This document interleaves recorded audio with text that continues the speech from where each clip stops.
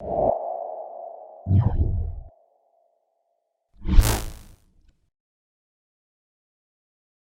I'd like to introduce our speakers and thank them so much for joining us.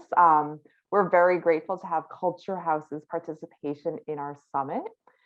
Janice James is a producer at Culture House, where she's working across series, features, and branded content, including The Hair Tales for Hulu and OWN, a doc series with Tracy Ellis Ross and Oprah. And Cherice Hunt is an associate producer at Culture House, where she develops and produces groundbreaking series for Disney Plus, Netflix, Hulu, Freeform, and Condé Nast Entertainment. So now I'll turn it over to Cherice and Janice. Hey, hello, everyone. Hey there. It's so lovely to meet you all. Thank you so much for being here. We're really excited. Yeah. So I guess you'll. Yeah, you're gonna start us. Yeah, get started. Thanks for the introduction, Kate. That was lovely. We kind of want to just give you guys an overview of our journeys to being producers, because we think it's helpful to see different paths to get to the same place. And it's not so much to like pattern your individual journey off of anyone else's, but really to help you realize that, whatever step that you take, as long as you're putting in genuine effort and discipline and interest in your work, you will carve out a space for yourself in this industry. And so you tend to learn a lot by doing. That's one thing that we'll emphasize. And you'll realize firsthand, what your strengths are and what you like to do or don't like to do. And sometimes you realize that you like to do some of the more mundane things, which can lead to good producer work. So it's not always about like that glamorous excitement that we like to focus on. I would say that that's one of the reasons that, in undergrad, we didn't really learn a lot about the producing side of things. I think it's changed a little bit in some people's programs, but I graduated 10 years ago, and I know we mainly focused on the theory behind film and TV, and then got into some practical production aspects, which are great. But it's also, it didn't really prepare us for the real world and being on a set with people from all backgrounds. Yeah. So yeah, I think that, the front-facing careers tend to get more attention. So like directors and writers and actors and all of that. But here we are, producers really make the show. You're not gonna undersell it. Yeah, no, definitely not. Yeah. And, I think also, being a producer means so many things that it's hard to pinpoint in a curriculum. And scripted TV producers are also writers, and narrative film, a lot of times they're the people who put up the money. But in documentaries and docuseries, which is something that we're working on mainly in the premium space, we are also the creative force, the driving creative force behind a lot of our projects. Sometimes we're directors, especially in the branded space, and sometimes we get a director hired on to handle that creative vision. But all the time, we are always handling the logistical side of things. So the budget, hiring crews that will work well together and mesh, and creating positive environments to create. So yeah, I think I'll get into a little bit of my background. I went to Notre Dame, and they have a film, TV, and theater program, which I didn't really know much about. I started off as a pre-med major, pre-med in sociology, and I found that instead of doing organic chemistry work, I was watching movies and TV shows that I missed growing up. And I realized, I had some good taste, and as you get older, you realize, okay, I think I've always had this passion for telling stories and realizing the impact that they have on people. So I decided to change my major my sophomore year and focus in on that. And that was great. But as I said, it's a limiting kind of education that we have in that realm sometimes. And then from after I graduated, I went into the workforce, but not straight into film. I didn't do any unpaid internships. For me, that wasn't something I could afford to do with bills and things like that. So I was based in Indianapolis. I worked full-time jobs, and then I started to get some work on the weekends, or take time off my job, my full-time job, and do some production work. And in Indianapolis, it's not a very robust television community, but a lot of documentary series, reality series, and things like that. Right. They shoot episodes there. So I would get on those and then kind of just build up referrals, and that's like 90% of the business. So the business that I get. So I'm just jumped from one production to the next, and eventually moved to New York a couple of years ago. And got into scripted TV, was a set PA, and we'll talk a little bit more about the different kinds of production assistants later. But I really kind of experienced it all, and finally was an AD and assistant director, focusing on the logistical side. But I realized I want to create more, and so became a producer. So I went to Boston University. Anyone? And the interiors in the group. Anyway, so, yeah, and I studied public relations for 2 years. And I liked my first 2 years doing that. But then like Janice, I realized I had such a passion for film and television. Like I loved storytelling. I wanted to write. I watched maybe too much TV when I should have been doing homework. And so it's like, and then I was in the College of Communication there, and it may have changed its name since, but, and just seeing my peers like making films, and I saw like the excitement, and I realized that was where I belonged. And so like my sophomore year at the end of it, I was like, you know what, I'm transitioning, I'm doing film and TV instead. So I studied on the producing track. I also minored in sociology because especially, and I think that really helps us now, because especially at Culture House, we are, creating for through the sociological lens, and really just how all our experiences and the interconnectedness of the systems that we're living in, and also in the stories that we're telling, and how those things connect to one another. So I think, that's a good idea to combine the two. And then, so I graduated from BU, spent the summer in Boston. I'll be honest, delaying adulthood. I was working on a food truck. I was just hanging out, and, and I was pretty lucky when I finally, it came a time when I had to, I was going to get kicked out of my student housing. I had to move back to New Jersey, and I was pretty lucky. Within a week of moving back to Jersey, I got an interview at a receptionist job for a production company called Radical Media. And then I actually didn't even know what the job was. I was like, oh, sure, I need to go meet this person. I went go meet HR there. And then they told me it was a receptionist job. I was like, I need a job, I'm down. And then a week later, or a few days later, I got the job offer. So I know that's not really, a lot of people spend months waiting for get a job. It was me, I was delaying adulthood, then I got one. And then, so there maybe is a different spectrum, and I'm on one side of that spectrum. So, yeah. And then, career since then, I was an assistant coordinator for a few years at Radical, learned a lot. And then after a few years, jumped ship to the freelance world, and was freelance associate producing on many different projects, a lot of music documentaries, and a lot of development AP roles, like research and development, and also even some post AP gigs. And then finally I found Culture House, and I am very happy to be working with the team here, and with Janice being one of them. So that's a little bit about my background.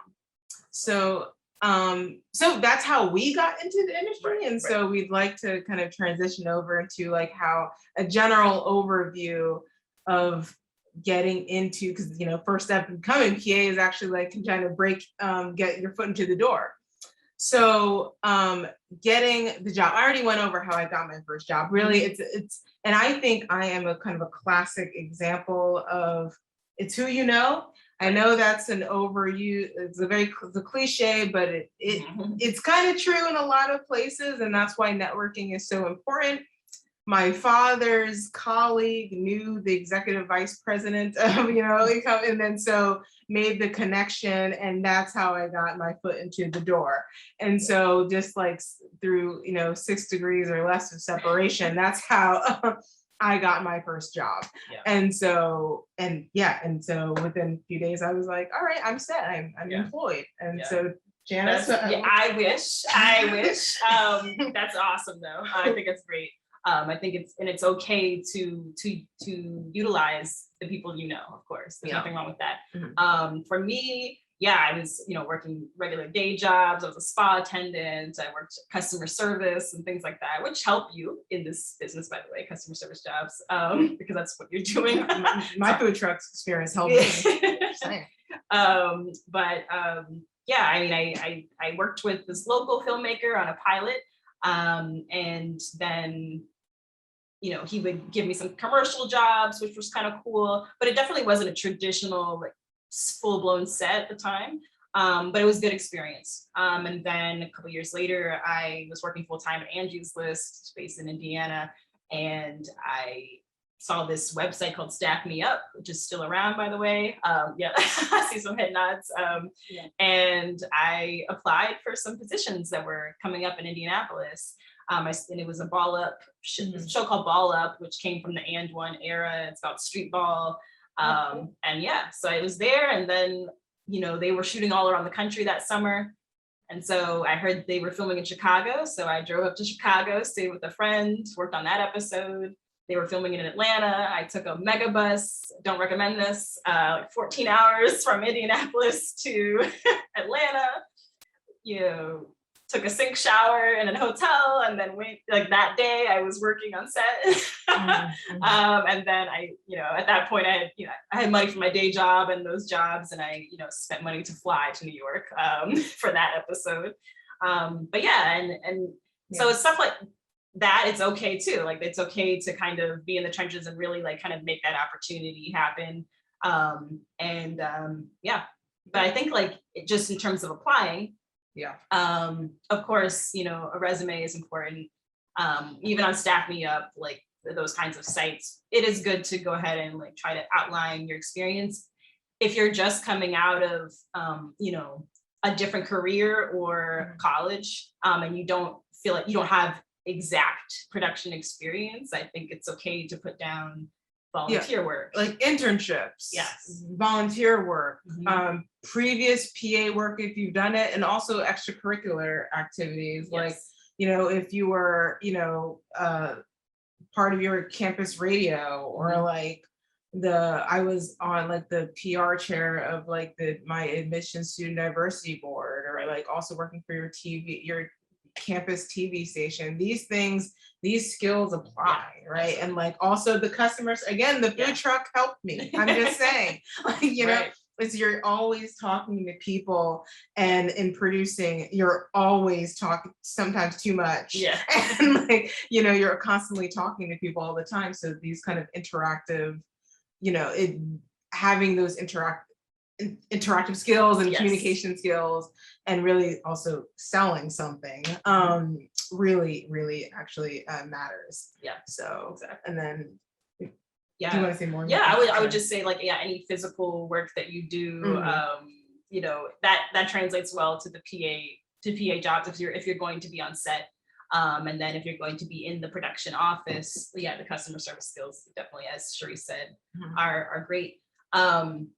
And I think sometimes you have to sell that yourself, because you've got people who just are interviewing you, and they haven't been in the trenches, they may have gotten jobs through other people and stuff like that. So they don't understand how this can relate. And so sometimes you have to make that connection for them. And that's, and that shows another skill as well in that moment. So when you're listing these skills on your resume, as two people who do look at resumes quite often, would like to keep it concise. Just, try to keep to one page, try to be as succinct as possible in listing your skills. If there's links to materials and work, I think that's great that you add that. And, if you are you have a passion project and there's a sizzle for it that you want to share, or something that you were involved in, or artwork, or just to show off your skills, I think that's fantastic to include. Keep things, relevant to the job. But so even if maybe you don't have any production experience, I mean, not a lot of people do. It's like, that's how you get experiences, by getting offered opportunities. Right. And so at least trying to, use language on your resume that shows that how, the host job or the waitressing job, or, whatever, can connect to the skills that you need in the producing world.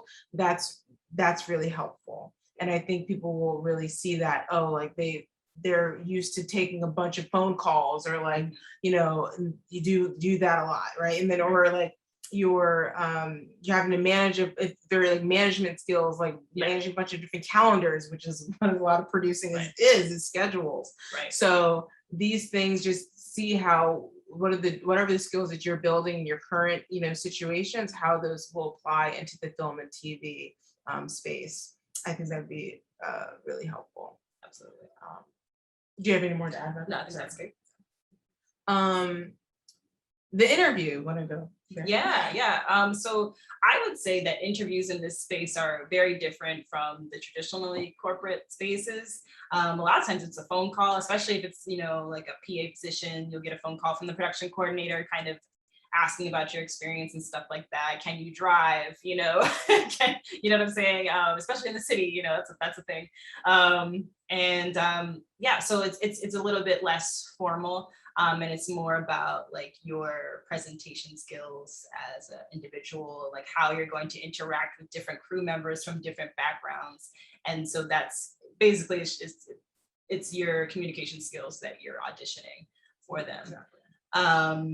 And then I think, what else? Well, be personable. Exactly. We're in producing, being on set, we're with each other a lot of the day. It is not a traditional 9-to-5 job. Right. And so when people are interviewing you, they're wanting to know, what am I going to, who am I going to spend 12 hours a day with? It's I was on set, in the spring and summer for 11 weeks straight. And it's from, 7 a.m. call times to past that, to 12, but 14 hours later, we're sometimes on set.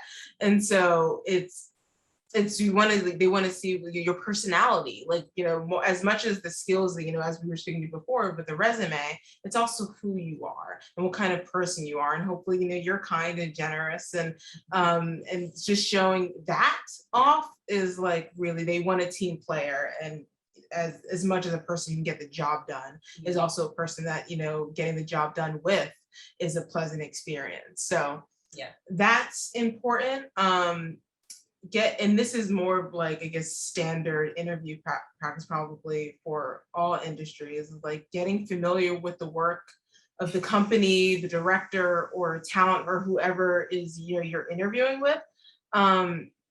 Just be familiar with the work that they're doing, so you're not walking in with no context, and it's probably it's not right for you. They're not right. They're not right for you. You're not right for them. And also just makes you look like you're more engaged. So that's important. And by the way, sorry for the noise. That is my radiator. So I'm saying Brooklyn living. We all producers live in Brooklyn. So just saying that's the life. And then, as connected to that is ask questions. So show your interest in the company, what, having watched their work, ask questions about that. When, because I will say, and I think we'll get to this later, you're choosing them as much as they're choosing you. So, show that, interest, and making sure that they're the right fit for you as well. So. Right. You don't like the kind of content that they produce, Exactly. And it seems like they're constantly producing that, sometimes it's cool, it's okay, because I did a lot of that, taking jobs, for the money and the experience, right? But maybe give yourself a deadline to get out of there, and move on to something, Totally. to a place where they're maybe making content and shows and documentaries, videos, movies that are more aligned with what you would like to do, and what you would like to be a part of. Yes, and then I think the next thing would be networking. So like I said before, and what Cherice can attest to is that a lot of your jobs are going to come from who you know. So I would say it didn't take long for that to be like 80 to 90% of the jobs that I got, just taking PA gigs this week and a new gig that the next week and the following week, that came from referrals. People are texting their production coordinator or producer friends, do you know a really good PA, whatever, blah, blah, blah, like, and they think of your name, right? Because you've made an impression on set, and we'll talk a little bit about that in a second. On like, that's how I got all of my freelance gigs. I mean, I think one job I got was from an email through a response to a posting. But for a lot of, which is still useful, and we'll talk about that, but like, I think just meeting as many people as possible and really connecting with people and making a good impression. Like while my three years in assistant coordinator, I met a lot of people, and I maintained those good relationships, and that's how like I would get texts and calls, and I still do, thankfully, for, even though I'm booked, but like that for gigs, can I, asking if I'm available. And so it's because of those relationships that you have to foster and you have to really hold on to, that really helps. So I mean, there are many different ways you can network. Sorry, I jumped in. So it's perfect. That's like, I mean, I think that's the main way to network, is from, I guess, the first job, which of course can be difficult to get, but once you do get that, like, treat that as an interview for the next job, basically. So that's the primary source of networking, but you can also do job fairs and networking events, which I'm sure you guys have seen or are aware of. Things like this are great, because you can contact us and be like, hey, I saw your, presentation on this, and hey, are you looking for PAs? And yeah, we are. So, or are you looking for whatever, assistants or interns?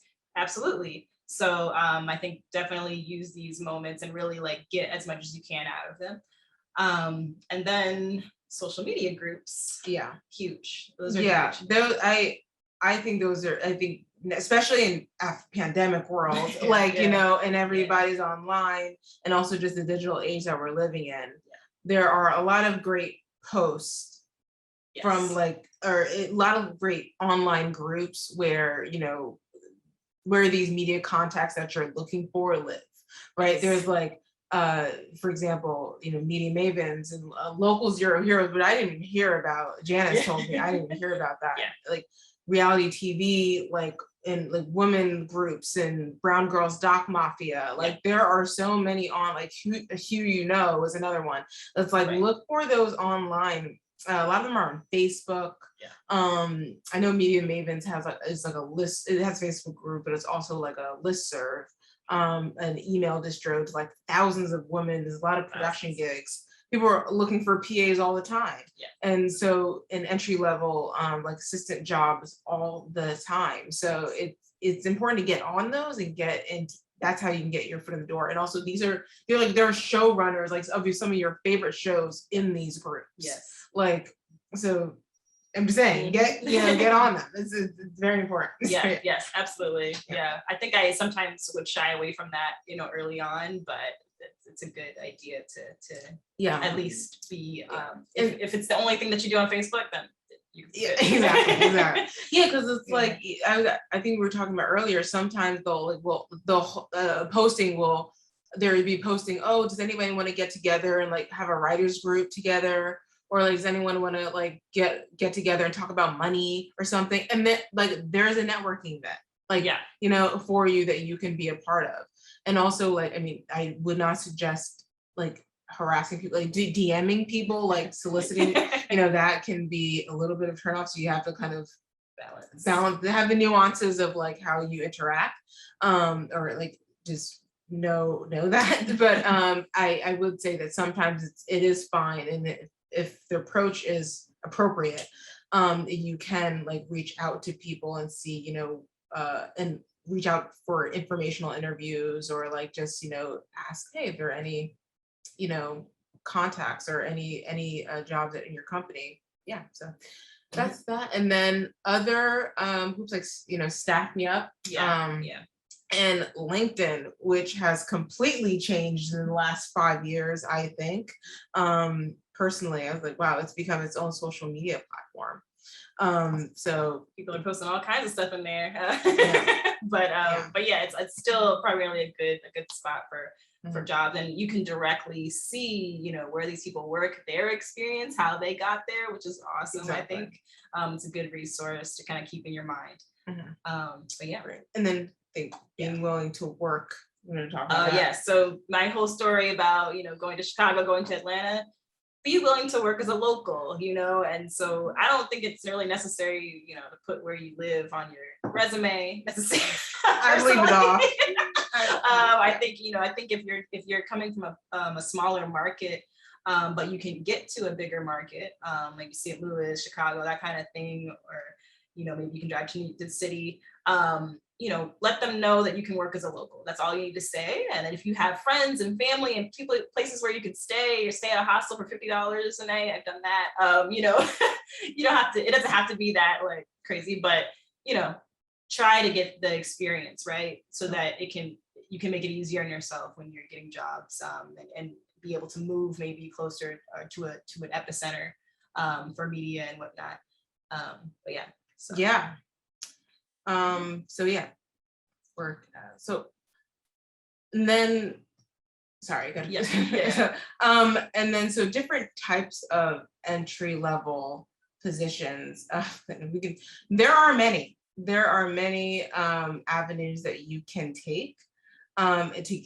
Once you get in, there are many different avenues. So I think. Well, you go first. I mean, I'll talk about, I guess the more like set PA stuff. I started off as a field PA, working on, when I was able to leave my my day job, I was working for a company that was based in New York City. They now own ITV. They do a lot of reality, docuseries, that kind of stuff. And a lot of it was traveling around the country, and working on a show with a small crew. And so I did a lot of that, which was great, built my experience, and you get to kind of see different places in the country. And then from there, I kind of became a field coordinator. I also was a post PA, which meant that I offloaded footage in the field as we were shooting it, which was interesting. It was a lot, but it's good. It's good. I got to see that side of things. And then there's also camera PA positions in that reality world. So a lot of times they're lower budget and they're not traditionally union. So a lot of times they'll have camera PAs, which is, watch yourself, because really it could be that you're actually an AC, an assistant camera, and they're paying you like a camera PA. So just kind of be aware of that. But that's also just good experience. Get to know equipment. If you're not quite at that AC level, and that again, that technical knowledge will really help you later on as you're a producer and trying to, and understanding, like, do I really need this piece of equipment for this shot, and that kind of stuff. And then when you're in the scripted space, which is where I moved to when I moved to New York, you've got your truck PAs. So they're the ones like organizing everything inside of the truck, the unit truck, for the show or the movie. The walkie PAs on a big production, you literally have a PA to keep track of the walkies that all the crew members have. Not glamorous at all, but if you do a good job, like, you become like a legend in the industry. There's the background PA. So background PAs tend to work directly with our second ADs, assistant directors. So you're literally working with the background actors and, for some sets, you might have 100 backgrounds, sometimes commercial sets like 10, 15, and just trying to keep track of their paperwork and all of that. All of these things really help you because you start to see like the administrative side of things, which really helps in producing later on. And then I was a first team PA for a couple of movies, and that meant that I basically made sure that all of the main actors got to set on time, which was cool. But you have to knock on their doors and all that stuff, and make sure they're ready and not indisposed and ready to go on set. Make sure they get through makeup and hair and wardrobe on time. And it's a big position. The first AD is in your ear at all times, and it's great. It's a great sense of responsibility because the shoot kind of depends on them getting to set on time. And then key PA, which I've also done, you're basically managing all of the production assistants, and you're essentially a department head. So that's kind of in a nutshell, that's what those positions are. Yeah, I'm gonna run through some of these other ones. So like there's the showrunner's assistant, executive producer's assistant. These can be the same or different. So showrunner is like an executive producer, and also like just a person who is like the lead in the creative as well as like the logistical budget of the production. And so being an assistant to the showrunner is really just keeping them their very busy schedules, and also just being their partner in crime, or like their left hand or right hand, whatever the expression is, just getting them through the production and through the week, and just really assisting to the show to for it to run smoothly. Similarly, the executive producer's assistant, like I was an EP's assistant at a production company. I was staffed, so that's one thing, is there are differences between being like a freelance set PA, or also working at a production company full time. And that's, you get a different lens into the industry through that. So I, as a EP's assistant and then coordinator, it was really seeing the business side of production houses, and really from pitching projects, and helping coordinate pitch meetings, for like writing decks and all those things. So you kind of see, and also seeing budgets of what production what budgets of production companies are creating for their shows. And so you kind of see that through an EP's assistant experience, but as well as all the admin stuff, like handling schedules and rolling calls and all that. Similarly with office PA, that's another, office PA may be working for a team, a lot of that administrative work. And then you have development assistant, which is maybe working more on the development assistant or development PA, which is more the development side of production, which is like the research, and it's literally what it says, project development. And then like researcher is another entry-level job. Casting PA, agency, a lot of people go through the agency route. The big agencies are like CAA, WME, UTA. So like you may go through that route as well. And then writer's room assistant, which is pretty hard job, gig to get, but that's also kind of an entry-level job as well. So I think ultimately, Janice, ultimately, like the more breadth of experience that you get, as will make you a better producer and director. Like understanding different sides of the business. I started more out in the office space, and then also worked my way into on set. Some people is different, like for Janice, starting on set in the field, and then coming into the office. So I think knowing all different sides of our world is really helpful in becoming a better storyteller. And it just makes you more empathetic, so you can understand your crew members' positions and understand where they're coming from. At Culture House, like we really care about all positions. So like recently, I know like one of our heads of production talked to one of our production assistants, offline, just like, hey, like, how did you think the shoot went? What's your input and all that stuff, and how we're doing on set. And that's something that I don't know, it's kind of unique. I don't want to say it's unique to us. I would love it to be the standard across the industry. But yeah, so it's something that is important to a lot of people. And so once you get one of these jobs, you know, I think Janice like wrote here, it's so good, like think of every job as an interview, every job is an audition for the next. So once you have it, will they want to invite you back? That's a very important, you know, thing to keep in mind. Like just be, you know, eager, hungry, attentive, be early, if not, well, definitely on time, but even early even helps. And sorry, I'm just enthusiastic, responsive, get to know people in all departments and positions. I can't say that enough. It's like really, again, the whole networking thing.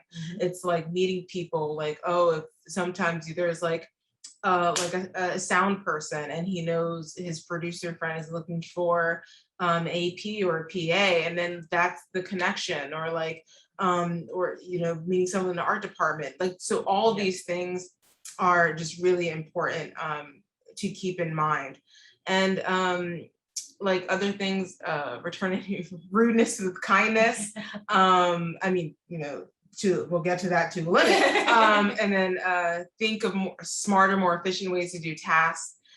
Get the lunch orders right. Detailed, you know, paying attention to detail really does matter, and presentation really matters. Like I was shooting all this week, guys. Sorry, so if I look tired, because I've been shooting all week. And so we, you know, it's very important. Like, you know, our PAs were, you know, setting up crafty, and like just as something as mundane as like assembling the granola bars, it's important that presentation looks right, because what we're all thinking is, okay, if they care about presentation of crafty, of food, then they care about the presentation of the stories that, you know, we could tell together. All that translates. So if you're, whatever your job you're assigned to do it well, and actually care about it, because that only gives us the impression of what you'll care about when you're assigned bigger and more expansive tasks. Absolutely. I think that some people, you know, that one of the things that people say often is, you know, how you do one thing is how you do everything. That tends to be how we judge things. It may not be true for everyone, but if we don't know, you know, everything about a person's life, that's, you know, how we're judging things. So yeah, definitely, like if you're tasked with making a deck for a pitch, you know what I'm saying? Like that presentation matters. Proofread. So, right. Right. Your emails to people, that's important. So use Grammarly. Exactly. But yeah, so presentation really matters, and in all aspects of the job. Just keep that in mind. Great. Ask questions. Never if you don't understand something, it's much better just to ask than to like mess up and like, you know, and because you were too scared to ask. Over communication, I feel like I'm always writing emails like, see you on Thursday, November 18th. And then in the follow-up, again, wonderful, thank you. I'll see you tomorrow, Thursday, November 18th. Like just like over communicating is like, I think is the best thing in all departments. And it's just that's just something to keep in mind. And being well versed on current events and pop culture. I will say, you know, one in one of my producing classes in college, you know, we had pop quizzes on current events, and that actually was skill that translated to my job as an assistant, because my boss would actually ask me in the mornings, like when he would come in, so like what's going on, and he was like expecting me to tell him what the current like news of the day is. And it's just very important if you want to be in the film and TV world. We are storytellers in the real world. You have to have that cultural context for the stories that we want to create together, that there is cultural context to that, and also for the people that you're talking to, knowing what world that they're coming from as well. So just staying up to date on the news and just being well versed, like reading publications from whatever, the New Yorker or Deadline, or even your favorite, you know, gossip magazine. It just like, it's important to be well versed on like what's going on. Absolutely.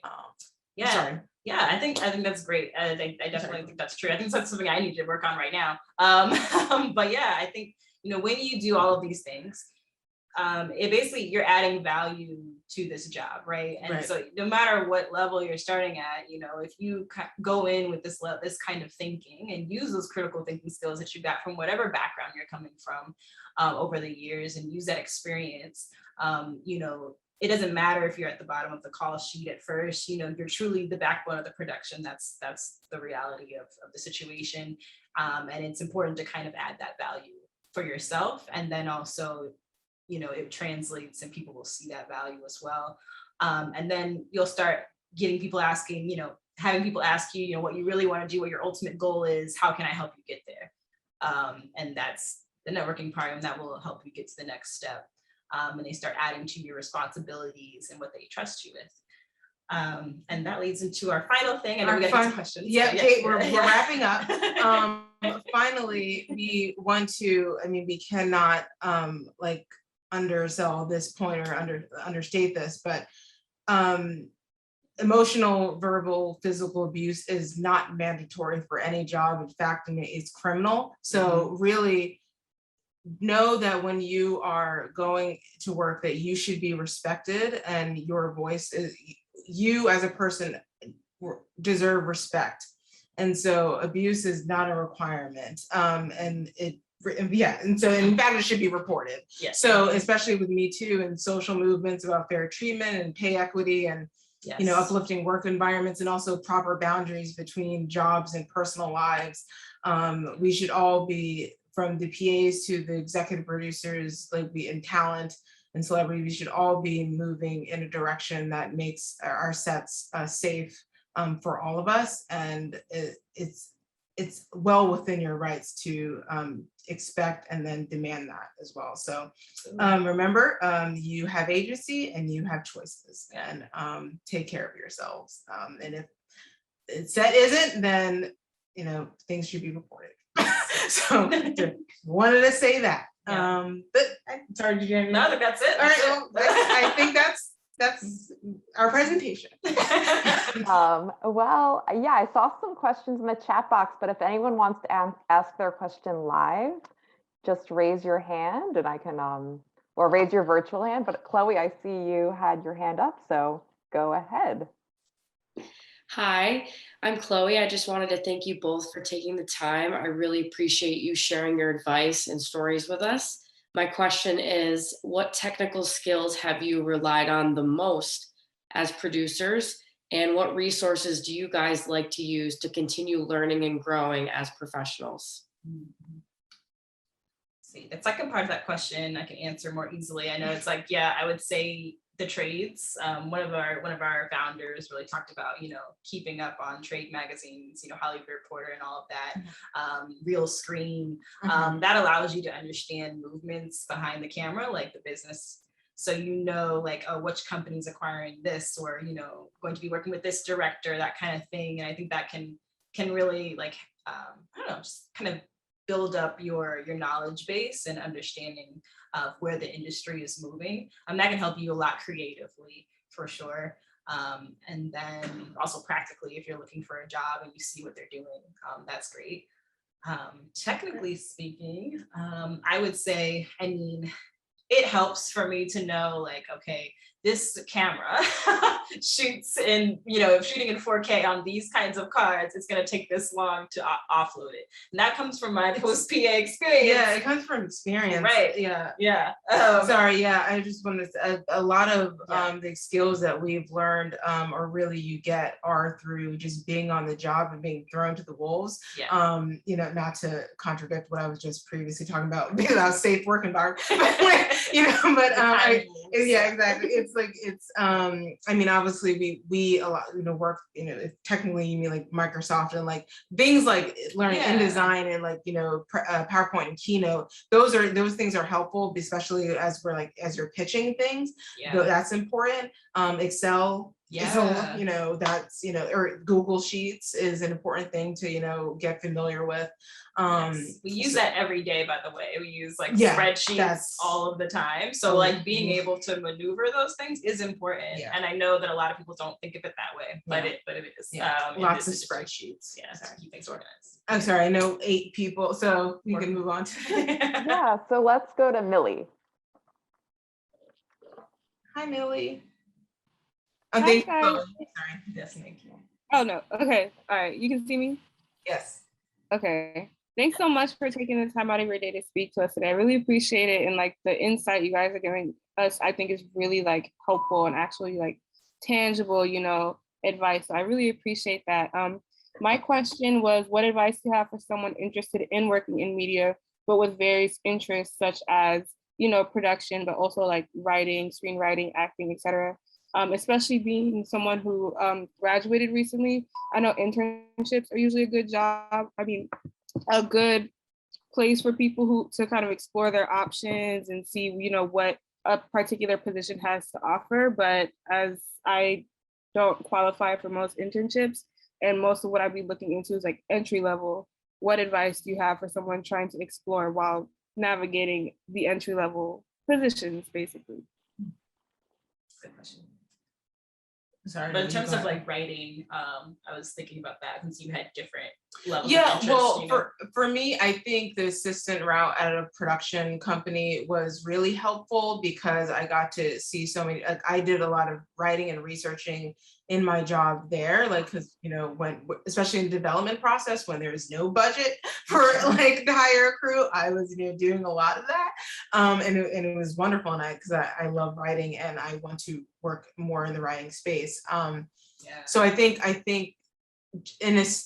assistant and production assistant, office assistant, or the PA assistant is just generally, and I think there was a question in the chat box, is just overall a great place to break into. All like it, just getting your foot in the door, you will meet people who are doing other jobs, and just by virtue of just being around the people who are doing many different jobs, you will learn so much more. It's not like you'll just be siloed to one thing. You'll get so much exposure to so many different opportunities and so many different crafts. Yes. And so my recommendation is really just take the job, as long as they're kind and they're respectful, Right. Take the job, and then like if you end up hating it, well then that's actually kind of worth it, because you learned that you don't want to do that, then you move on to the next. Sorry. Definitely, yeah. And I think like getting into those groups, so media mavens, Right. Local Zero Heroes, that's gonna allow you to get that entry level position, right? And a lot of it is, some of it is more office work or like writing assistant work and stuff like that. So it's just like kind of sifting through that.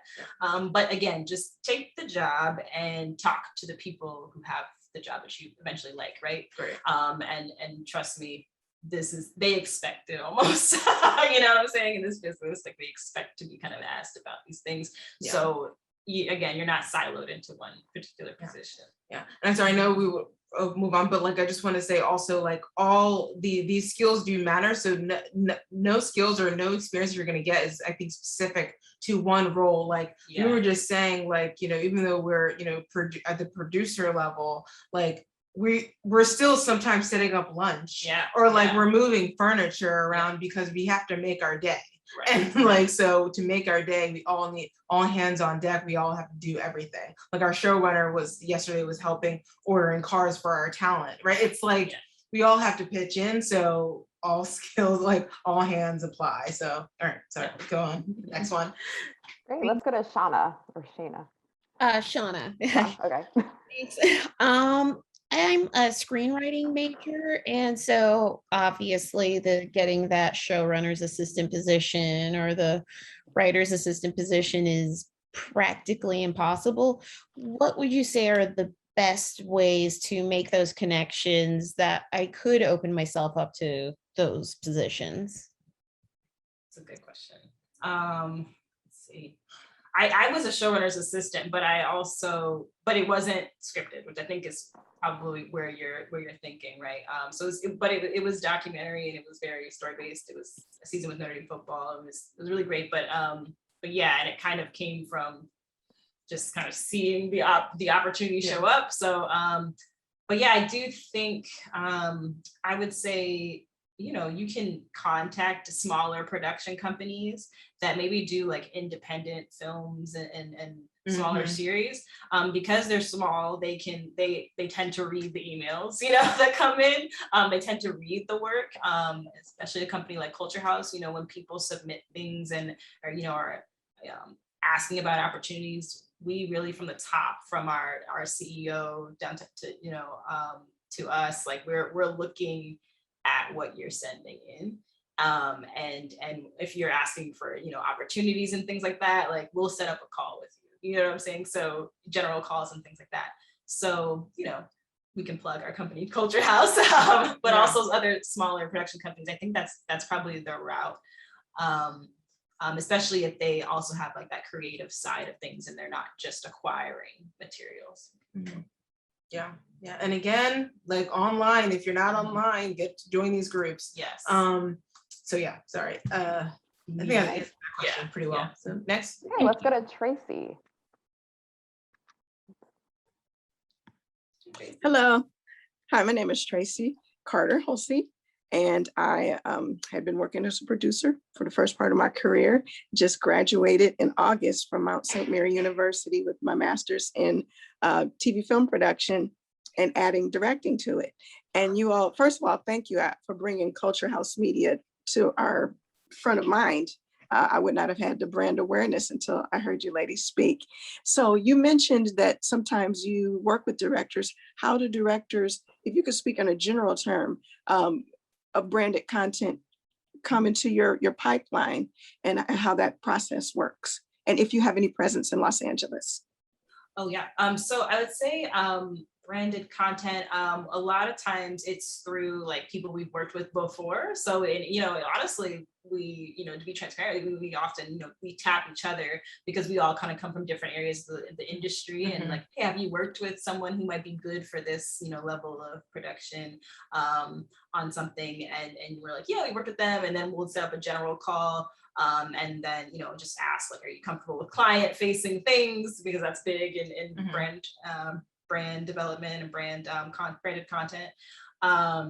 So that's kind of how we do it. Again, it's like very network based when it comes to that side of things. And also like, I think it's important that you have like previous work, like to show off so that we get an example or sample or taste of like what kind of storyteller you are.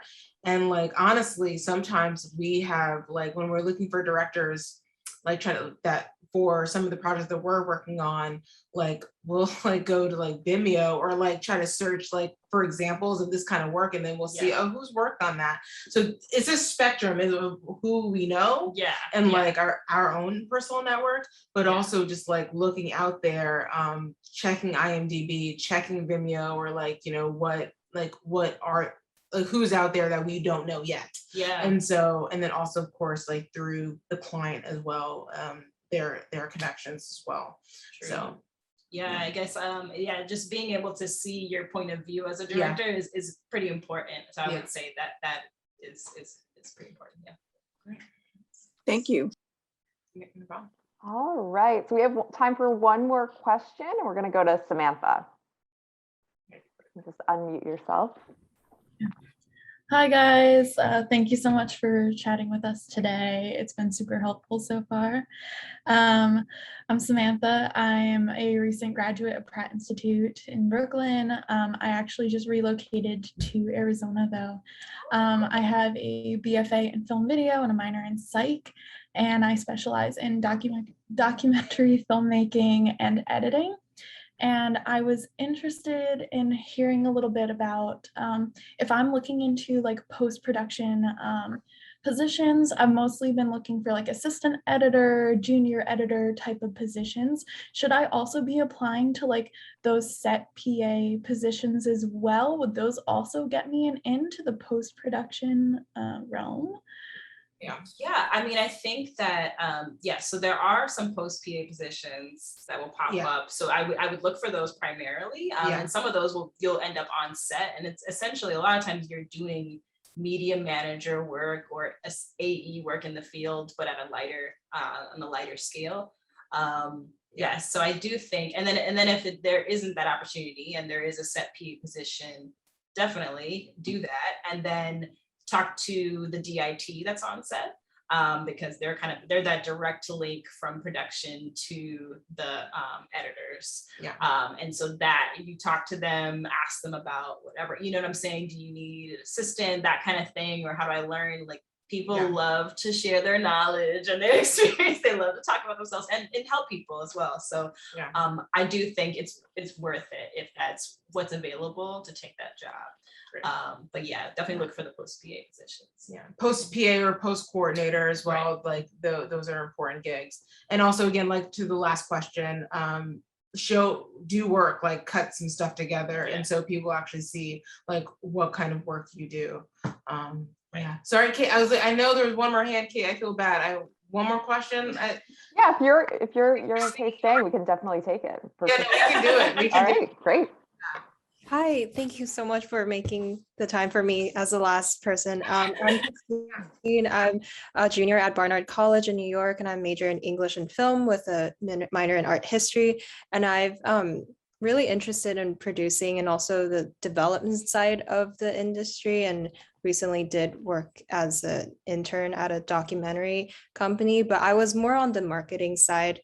And I guess things I've done, I'm also like PR chair of one of my, student organizations. And I guess as a student at a liberal arts college, I was wondering if you guys have kind of advice of how to leverage that kind of education into like the more practical side of working in the industry. And because like for me, I don't have a lot of production classes I have access to. So I've just been, accessing it through informal relations with students. But I guess when you're kind of marketing yourself to people in the industry, like coming from a liberal arts background, I was curious about your experience. So I just want to say you do not need to go to film school to be in film. Let's just make that very clear. Definitely. And I was in the liberal arts side at Notre Dame. And so I think being able to write is important, like being able to communicate. Yes. So if you just need to highlight those skills when you're talking to people. And honestly, like it does help. They're not really necessarily looking for people who are technical just to do set PA positions or whatever, get into that side of things. Just want someone who can communicate well, and who is a good critical thinker. And I think that liberal arts lends itself well to that. So I wouldn't worry so much about that, but I would say, just kind of get into those positions and get your foot in the door in that way. And you will show your essence on set, and get into those other positions that are more aligned with what you would like to do. Yeah. But also, again, if you're not on set, like through the office, like through an assistant, like for my job as an EP assistant, because like he was come back from news and like exactly, I had to submit writing samples to get the job. Like it was very important, like because in my position, I would have to write, like be a researcher, helping writing treatments, helping with the deck pitches, like those skills absolutely apply. And so same thing with other entry level jobs, like being a researcher or office, or like, other like office PAs where you're a development assistant. So these things like really, so those skill sets, I'm saying, are directly related, especially if you're wanting to be a storyteller, you need to know how to write. So like, well, I mean, not all storytellers are writers, but like if that is one avenue, it's kind of important, very important. So don't undersell yourself. Like it matters. Yeah. So with that, I think we'll turn it back over to Kate